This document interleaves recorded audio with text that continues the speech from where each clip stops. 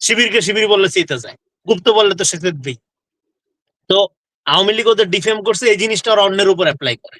অন্যের উপর অ্যাপ্লাই করতে গিয়া সোশ্যাল মিডিয়ায় পুরা জিনিসটাকে, এই ডিজিটাল মব তারা চর্চা করতে করতে এখন তারা তো যখন মাঠে নামে ডিজিটালি তারা অবসেস থাকে যে তারাই সবচেয়ে শক্তিশালী, সমস্ত মতামত তারা কন্ট্রোল করে, তাদের চিন্তাই হলো সেরা, তাদের চিন্তাই হলো জনপ্রিয়। এইটা মাথায় নিয়ে যখন সে মাঠে যায়, মাঠে দেখে তাদের প্রতিপক্ষ তাদের 100 গুণ শক্তিশালী, তখন তারা মারতে যায়, মার খাইয়া ফেলে। ফলে তাদের এই যে মানে ফেথ ইন ফেক, মিথ্যা ইমান, মিথ্যা বিশ্বাসটা তার জন্য আত্মঘাতী হয়ে উঠছে।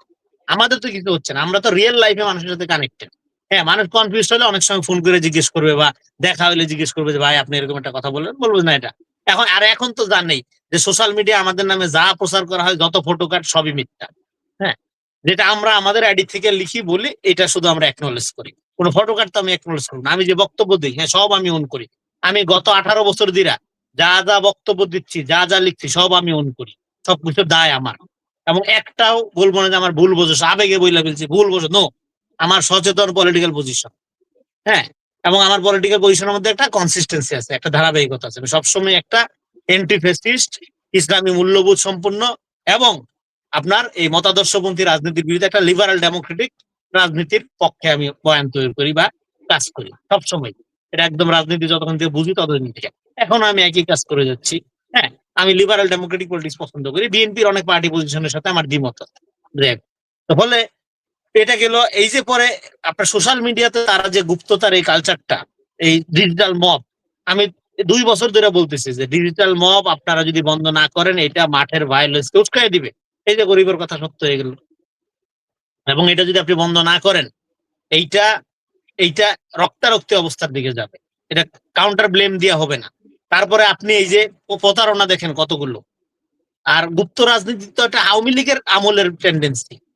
বা গুপ্ত রাজনীতি আপনার কখন করতে হয়, যখন আপনার রাজনীতিটা, এখানে একটা ফিলোসফিক্যাল পয়েন্ট বলি আজকে, বামপন্থীরা গুপ্ত রাজনীতি করছে, সিরাজ শিকদার, নকশালিস্টরা করছে।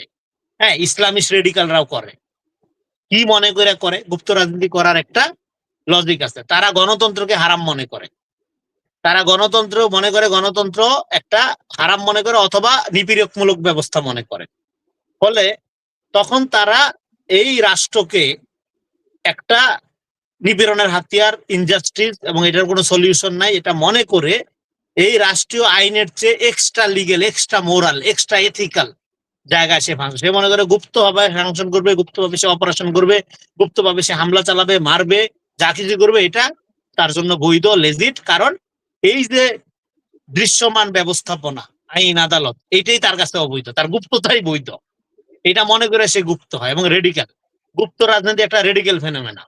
ফলে কোন বৈধ, কোন লিগেল, হ্যাঁ, এবং ডেমোক্রেটিক রাজনীতি দাবি করে তার পক্ষে গুপ্ত থাকা সম্ভব না। গুপ্ত হলে তাকে নিষিদ্ধ হইতে হবে, তাকে বাই ডিফল্ট নিষিদ্ধ হইতে হবে। এবং সে তার সান্ত্বনা কি গুপ্ত থাকার মধ্য দিয়ে, তার সান্ত্বনা হইলো সে মনে করে এই যে বিদ্যমান ব্যবস্থা, এই যে কাঠামো, এই অন্যায়, অবিচার, রাষ্ট্র, জুলুম, হ্যাঁ, এর চেয়ে একটা হায়ার মোরালিটি সে ধারণ করে।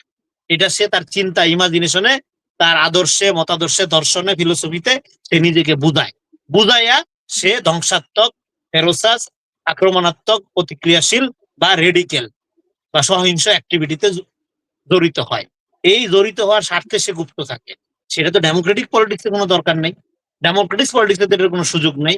ফলে যারা গুপ্ত থাকে তাদের সমস্যা দুইটা। একটা হলো সে নিজেকে সবচেয়ে সহি, সবচেয়ে মোরালি হাই, সবচেয়ে সেরা মনে করে। এই নিজেকে সবচেয়ে সেরা মনে করা, সবচেয়ে হাই মনে করা, তার মধ্যে একটা সুপ্রিমেসির মনোভাব তৈরি করে।